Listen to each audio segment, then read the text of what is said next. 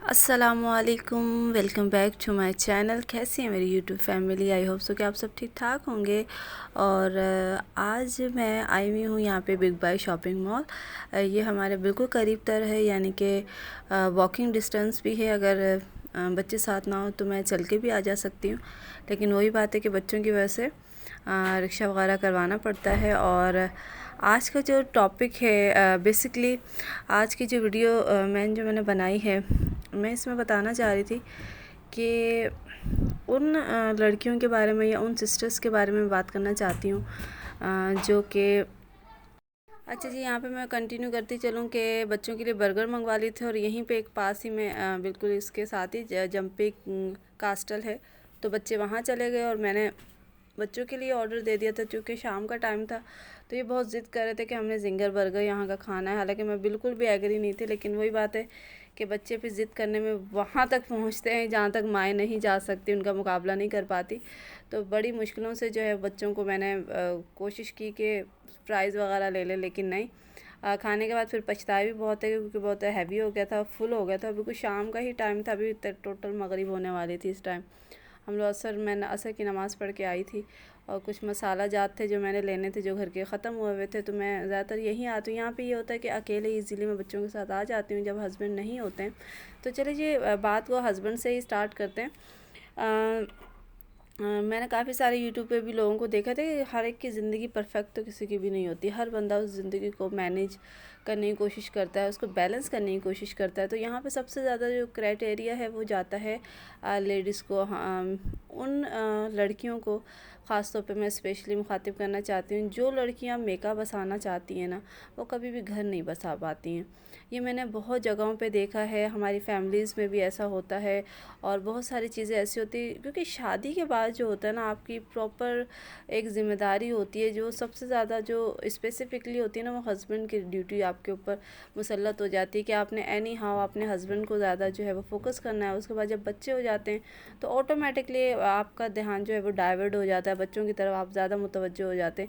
लेकिन ये दो जो ज़िंदगियाँ होती हैं आपकी जो लाइफ में, बच्चों का एक पार्ट आपकी ज़िंदगी में और एक हस्बैंड का, तो ये दो चीज़ें ऐसी होती हैं कि जब आप इनको नज़रअंदाज करके जब आप यहाँ वहाँ होते हो, यानी कि वो लड़कियाँ जो मेके में घुसी रहती हैं, यानी कि कहने का मकसद ये है कि उनको हर चीज़ जाननी है कि हमारे मेके में क्या हो रहा है, क्यों हो रहा है, किस लिए हो रहा है।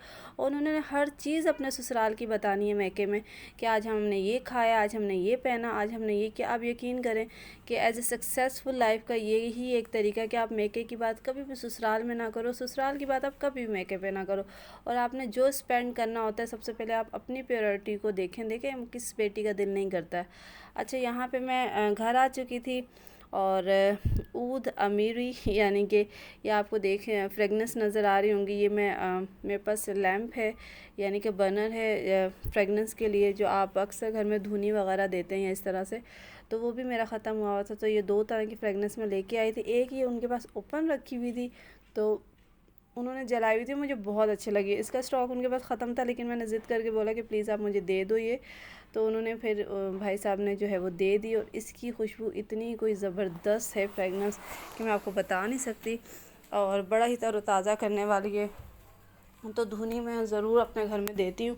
अच्छा जी, बात को कंटिन्यू इस तरह से करेंगे कि आपने बहुत सारी लड़कियां देखी होंगी जो कॉम्प्रोमाइज़ भी करती हैं शादी के बाद, जो है वो हर तरह के मसले मसाइल से जो है वो दरपेश होती हैं। कुछ लड़कियां शादियों के बाद ये सोचती हैं कि जी शौहर पे सिर्फ हमारा ही हक़ है, जबकि उनके जो ससुराल वाले होते हैं उनका हक़ कहीं ज़्यादा होता है। देखिए, आपने सास ससुर का करना है नहीं करना है, वो आपके ऊपर मुसल्लत है नहीं। इस्लामिक पॉइंट ऑफ व्यू से देखा जाए तो किसी भी औरत के ऊपर सबसे ज़्यादा जो हक़ है वो उसके शौहर का है, और उसने अपने शौहर की ही तीमारदारी करनी। लेकिन उसे ये हक़ बिल्कुल भी नहीं है कि वो शौहर को मना करे कि वो अपने बहन भाइयों का ना करे, वो अपने माँ बाप का ना करे। देखिए, आप भी गुनहगार होते हो और आप उसकी आखिरत ख़राब कर देते हो। देखिए, ये एक ऐसी बात है कि अगर आप इसको समझ जाओ ना, देखो क्योंकि औरत अपने हस्बैंड को ना इतना ज़्यादा वो कर देती है कि वो किसी के साथ बांट नहीं पाती है उसको। आपकी जब वो हर ज़िम्मेदारी पूरी कर रहा है, ख्वाह वो आपके घर की ज़रूरतें हैं, आपकी ज़रूरतें हैं, और वो आपके घर वालों को इज़्ज़त भी दे रहा है, आपके बच्चों को वो उसके लिए वो दिन रात एक कर रहा है, तो प्लीज़ आप उसके अगर घर वालों का नहीं कर सकते ना, आप उनके माँ बाप का नहीं करना चाहते, आप उनके बहन भाइयों का नहीं करना चाहते, लेकिन जिस बंदे पे फ़र्ज़ है, क्योंकि बीवी पे तो शौहर का हक बहुत ज़्यादा, लेकिन इसी तरह से बेटे पे सबसे ज़्यादा हक उसकी माँ का है। तो ये चीज़ आप हमेशा अपने जहन में रखा करें। कितनी भी अख्तलाफात हो, कुछ भी हों, आप अपने शौहर की आखिरत कभी भी ख़राब ना करें। आप उसको कभी भी इनकरेज ना करो कि वो अपने घर वालों का ना करे, वो अपनी माँ का ना करे, अपने बाप का ना करे। तो मैं यही कहूँगी कि जो बेटियाँ मेके बसाती हैं, उनके घर, उनके हालात, उनके मामलात बड़े मुश्किल हो जाते हैं। फिर वह सारी ज़िंदगी ये पैटर्न बाय पैटर्न चलता रहता है। बेटियाँ भी सीखती हैं, कल को बेटे भी ये चीज़ें सीखते हैं। तो मैं समझती हूँ कि इक्वल चलना चाहिए। ससुराल जैसा भी हो, आपको अपना प्लस पॉइंट दिखाना चाहिए। अल्लाह तवक्कल करके सब्र और शुक्र के साथ ज़िंदगी गुजारनी चाहिए। यही एक कामयाब ज़िंदगी का राज है। कामयाब का मतलब ये नहीं कि आप लग्जरी और आप दुनिया में ही जन्नत पालोगे। अगर आप दुनिया में ही जन्नत के नज़ारे चाहते हो, तो फिर आखिरत तो आपके लिए बेमायनी सी हो जाती है ना। तो बेहतर है कि आगे के सफ़र के लिए जो है वो आसानियाँ बांटे, आसानियाँ पैदा करें। अच्छा जी, यहाँ पे मैं आपको अपनी शॉपिंग शो करवा रही हूँ। शॉपिंग कह रही हूँ, ग्रोसरी शॉपिंग जो मैं आपको शो करवा रही हूँ। ये देखिए सारे मसाला जात है जो मैं यहाँ से बिग बाय से लेके आती हूँ, और बहुत ही फ़्रेश होते हैं, बड़ी ही ज़बरदस्त क्वालिटी के होते हैं, और मुझे बहुत पसंद है। स्पेशली मतलब कि ये छोटी छोटी चीज़ों की ग्रोसरी मैं ख़ुद करती हूँ, मैं अपने हस्बैंड से नहीं मंगवाती, मसालों की ख़ास तौर पे। अच्छा, यहाँ पे पिंक सॉल्ट के बारे में मैं आपको बताऊँगी कि ये भी अगेन ख़्याल रखने के हवाले से कि जिनसे आप बहुत ज़्यादा प्यार करते हैं, आप जिनकी वैल्यू आपकी ज़िंदगी बहुत अच्छी है, तो उनके दिल का ख़्याल रखें, उनके ब्लड प्रेशर का ख़्याल रखें। तो पिंक सॉल्ट ऐसा है कि ये आपके कोलेस्ट्रॉल लेवल को, आपके जिस्म में जो है वो नमकियात की जो मिक़दार है उसको कम रखता है, और हाइपरटेंशन से बचाता है। अच्छा, इससे ये होता है कि इसमें बहुत ज़्यादा सॉल्टी टेस्ट नहीं होता है। ये आपके नर्वस सिस्टम को बेहतर रखता है, क्योंकि आपका ब्लड प्रेशर जब हाई नहीं होगा तो आपका नर्वस सिस्टम भी सेट रहेगा। और अक्सर आप वाइट नमक जब खाते हैं तो वो खाने के बाद ना एकदम से दिमाग में कुछ होने लग जाता है। तो ये पिंक सॉल्ट ऐसा है कि ये खाने में तेज़ भी फील नहीं होता है। आप इसको भले थोड़ा बहुत क्वान्टिटी ऊपर नीचे हो भी जाती है ना, तो इसमें तुर्शपन बहुत कम है, मतलब कि इतना ज़्यादा नमकीन नहीं है ये। और सेहत के लिए तो इसके हिमालयन पिंक सॉल्ट का तो कोई नेमो बदल ही नहीं है।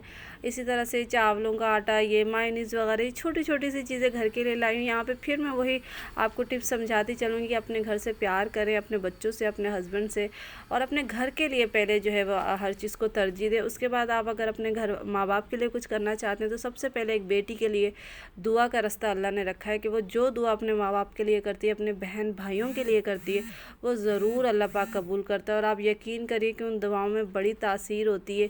अगर आप सब्र और शुक्र के साथ अगर आप अपने माँ बाप के लिए दुआ करते हैं एक बेटी होने के नाते, तो आप यकीन करें कि आपको अपने माँ बाप के यानी कि मेके के मामलात में इंटरफेयर करने की ज़रूरत ही नहीं, क्योंकि आपका अल्लाह ही काफ़ी होगा। वो उन मामलात को बड़े अच्छे तरीके से टैकल कर लेता है। हर बेटी का दिल चाहता है कि वो अपने माँ बाप के साथ बढ़ के प्यार करे। उनको महसूस होता है कि शायद मेरे भाई कर नहीं रहे होते, भाई कर रहे होते हैं। सब हर सिस्टम चल जाता है, दुनिया का हर कारवां चल जाता है, क्योंकि निज़ाम अल्लाह चलाने वाला है, आप या मैं चलाने वाले नहीं हैं। तो ये छोटी छोटी सी नसीहतें हैं जो आने वाली शादीशुदा और लड़कियों की ज़िंदगी में होना बहुत ज़रूरी है। सिर्फ अपने लिए ना सोचें, दूसरों के लिए भी सोचें, वो ज़िंदगियाँ भी सोचें जो आपसे जुड़ी हैं। तो सबका ख्याल रखें। भले आपको सिले में बहुत बुरा आपको सलूक किया जा रहा है आपके साथ, अल्लाह पे छोड़ दें। जो चीज़ें आप अल्लाह पे छोड़ेंगे तो आप यकीन करें कि उनका नेमो बदल ऐसा मिलेगा कि आप सारी ज़िंदगी जो है वो अल्लाह का शुक्र अदा करते रहेंगे, तो ज़िंदगी कम पड़ जाएगी। ये था आज का व्लॉग। अल्लाह हाफिज़।